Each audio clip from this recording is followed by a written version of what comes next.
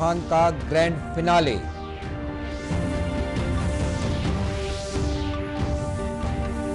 हज यात्रियों की सुविधाओं के लिए नया रायपुर में बनेगा हज हाउस।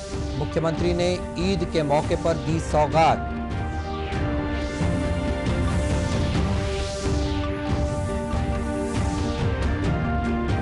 रक्षाबंधन के मौके पर जेलों से बंदी वीडियो कॉलिंग और फोन पर अपनी बहनों से कर सकेंगे बात।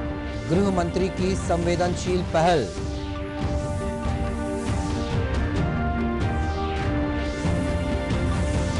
और देश भर में हर्षोल्लास के साथ मनाई जा रही है कुर्बानी का त्योहार ईद उल अजहा।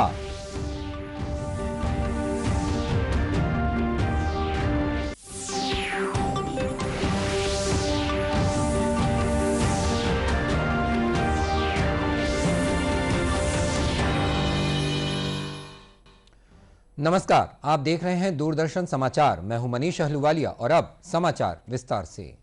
दुनिया के सबसे बड़े online hackathon smart India hackathon के चौथे संस्करण के फाइनल की शुरुआत आज से हो गई है। प्रधानमंत्री नरेंद्र मोदी ने हैकाथॉन को संबोधित करते हुए कहा कि 21वीं सदी को ध्यान में रखते हुए क्वालिटी ऑफ एजुकेशन को बढ़ाने की जरूरत है। उन्होंने कहा कि रिसर्च, डेवलपमेंट, डिजाइन जैसी चीजें विकसित की जा रही हैं। 21वीं सदी की जरूरतों को पूरा करने वाली एजुकेशन सिस्टम भी उतनी ही जरूरी है। प्रधानमंत्री ई विद्या कार्यक्रम हो या फिर अटल इनोवेशन मिशन, देश में साइंटिफिक टेम्परामेंट बढ़ाने के लिए अनेक क्षेत्रों में स्कॉलरशिप का विस्तार हो।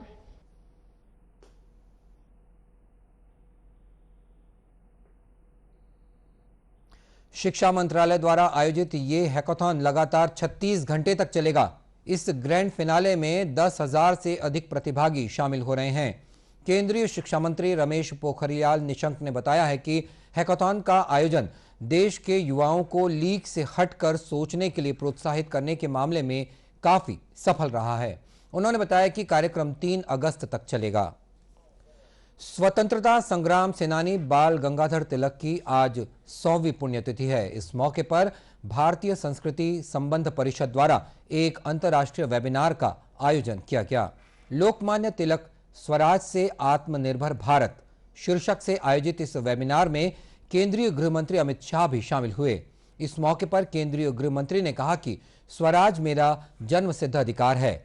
19वीं शताब्दी में यह कहना और इसे प्राप्त करने के लिए पूरा जीवन बिताना बहुत से लोगों के द्वारा नहीं किया जा सकता। ये बात हमेशा हमारे स्वतंत्रता संग्राम के इतिहास में लोकमान्य तिलक के साथ स्वर्णिम अक्षरों से जुड़ी रहेगी। उन्होंने कहा कि तिलक 100 साल बाद आज भी उतने ही प्रासंगिक हैं। विश्व में अपना रास्ता कैसे प्रशस्त कर सकता है वो समझना है। हमें गरिमामय इतिहास से उसको साथ में रखते हुए भविष्य को किस तरह से संजोना है, उसका रास्ता समझना है, तो वो जरूर तिलक महाराज के जीवन का अध्ययन करे। तिलक की पुण्यतिथि पर राजनांदगांव में भी संगोष्ठी सभा का आयोजन किया गया। इस मौके पर उनके तैलचित्र पर पुष्पांजलि अर्पित की गई। महापौर हेमा देशमुख ने कहा कि उनके बताए मार्गों पर चलने का हम सब ने संकल्प लिया है। कांग्रेस भवन में आयोजित संगोष्ठी सभा के बाद कांग्रेस नेताओं ने तिलक वार्ड पहुंचकर बाल गंगाधर तिलक की प्रतिमा पर माल्यार्पण कर अपने श्रद्धासुमन अर्पित किए।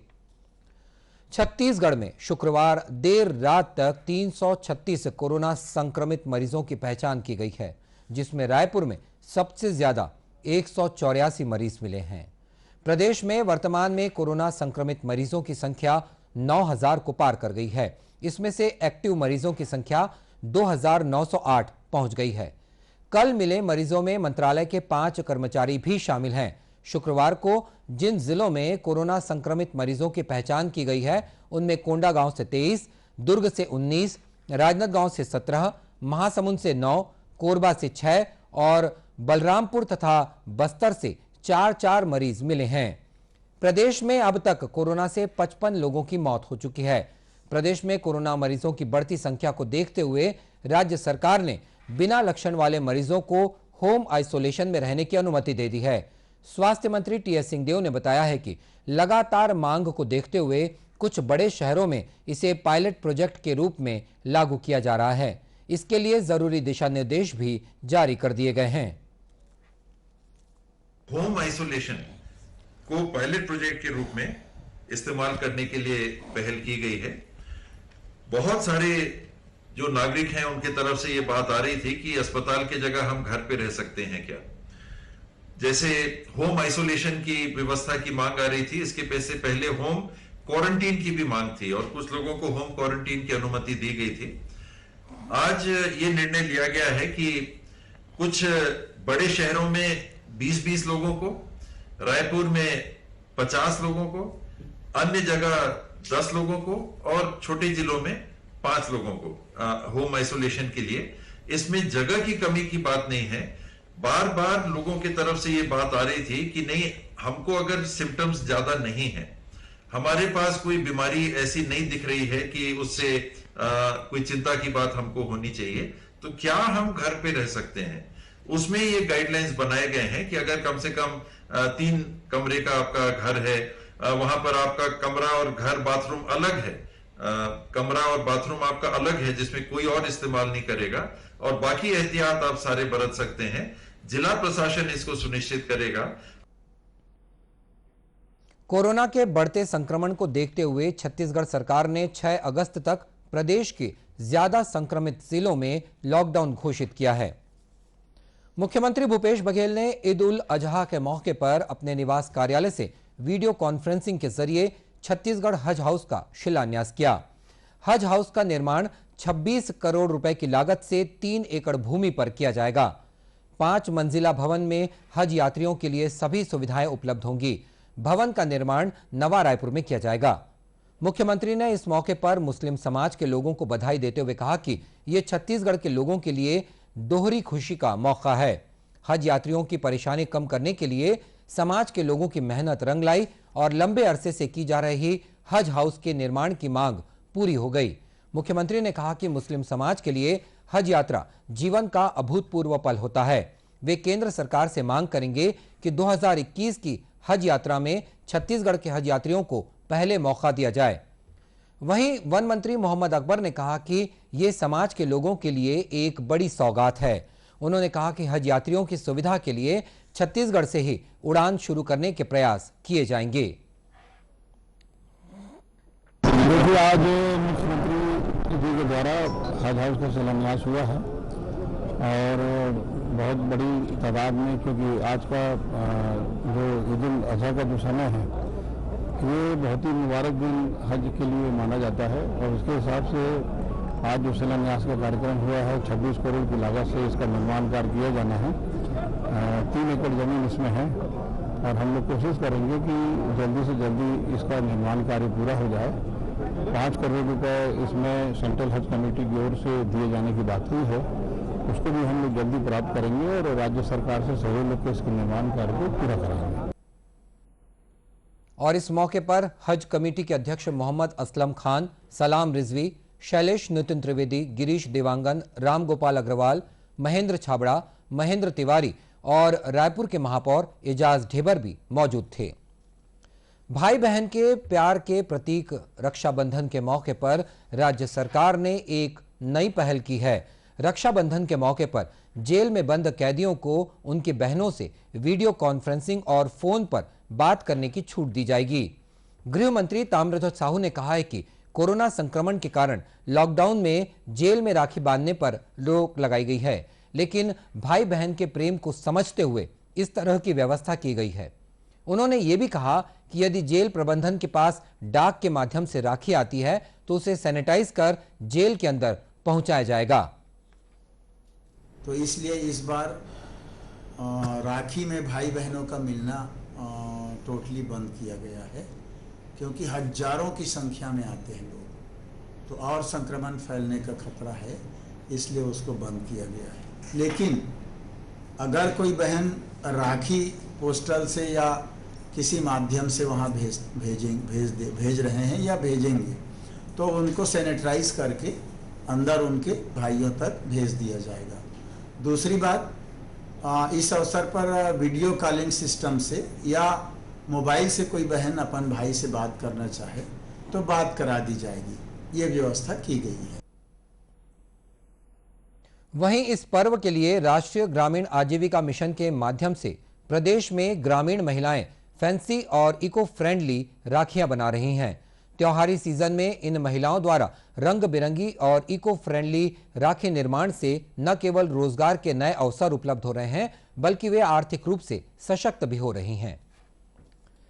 कुर्बानी का त्योहार ईद उल अजहा आज देश भर में पूरी श्रद्धा और अकीदत के साथ मनाया जा रहा है। कोरोना संक्रमण के कारण ईदगाहों और बड़ी मस्जिदों में सामूहिक नमाज नहीं हुई, जबकि स्थानीय मस्जिदों या अपने घरों में ही लोगों ने नमाज अदा की है। राष्ट्रपति रामनाथ कोविंद, प्रधानमंत्री नरेंद्र मोदी समेत अनेक नेताओं ने लोगों को ईद उल अजहा की मुबारकबाद दी। अपने संदेश में श्री कोविंद ने कहा कि यह त्योहार बलिदान और सौहार्द का प्रतीक है, जो लोगों को अपनी और दूसरों की खुशहाली के लिए काम करने के लिए प्रेरित करता है। इधर बकरीद के मौके पर राज्यपाल अनुसुईया उइके और मुख्यमंत्री भूपेश बघेल ने भी प्रदेशवासियों को ईद उल अजहा की मुबारकबाद दी है।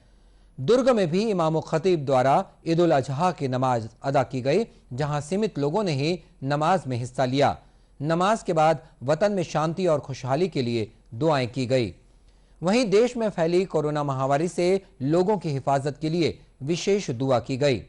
भिलाई जामा मस्जिद के इमाम हाफिज मोहम्मद इकबाल अशरफी ने बताया है कि ये पर्व राह खुदा में अपनी प्यारी चीज को कुर्बान करने के साथ ही जरूरत पड़ने पर अपने वतन के लिए खुद को कुर्बान कर देने का पैगाम देता है।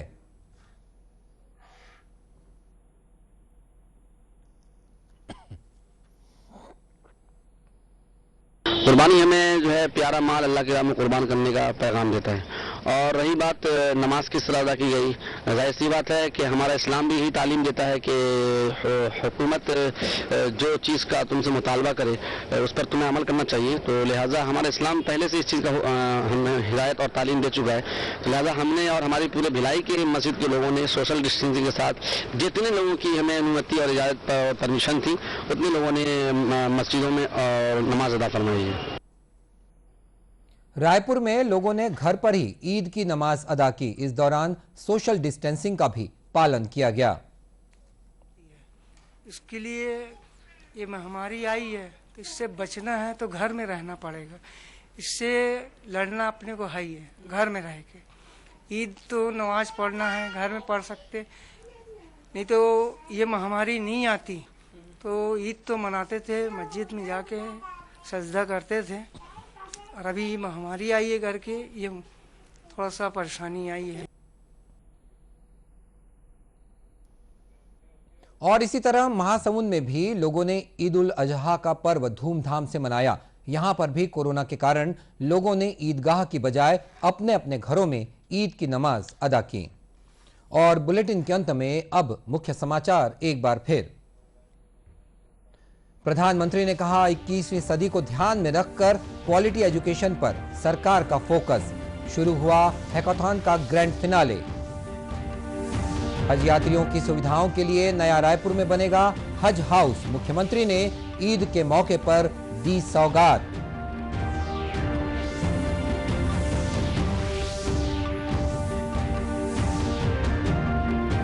रक्षाबंधन के मौके पर जेलों से बंदी वीडियो कॉलिंग और फोन पर अपनी बहनों से कर सकेंगे बात। गृह मंत्री की संवेदनशील पहल।